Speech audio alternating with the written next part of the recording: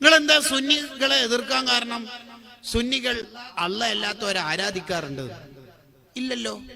അള്ള അല്ലാത്ത മഹാന്മാരൊക്കെ ആദരിക്കും, അള്ളാഹുവിനെ ആരാധിക്കും, അത്രേ ഉള്ളൂ. മൊയ്തീൻ ശൈഖിനെ ആരാധിക്കാറില്ല, ആദരിക്കും.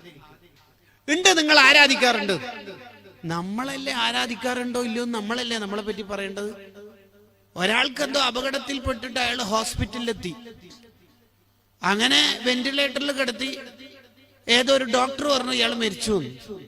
അതിനെ മോർച്ചറിയിലേക്ക് ഇങ്ങനെ സ്ട്രെച്ചറിൽ കൊണ്ടുപോകുമ്പോൾ അയാൾ തല ഉയർത്തിയിട്ട് തുണി മാറ്റിയിട്ട് പറഞ്ഞു ഞാൻ മരിച്ചിട്ടൊന്നുമില്ല. കടക്കടാടുന്ന് 4ാം ക്ലാസ്സിൽ തോറ്റിട്ട് നീ മരിച്ചിട്ടില്ലാന്നാ ഡോക്ടറെ പറയുന്നു മരിച്ചിന്.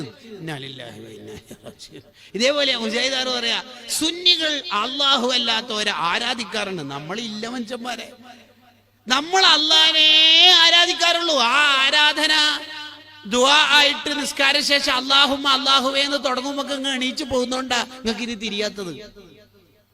ഖുർആനും ഹദീസും മുറുക്കെ പിടിച്ചാ പോരാ, തുറന്നു നോക്കണം എന്ന് ഇതെല്ലാം മനസ്സിലാവും. നിങ്ങൾ ആലോചിച്ച് നോക്കി എന്തെല്ലാം മണ്ടത്തരങ്ങളായി പറയണത്.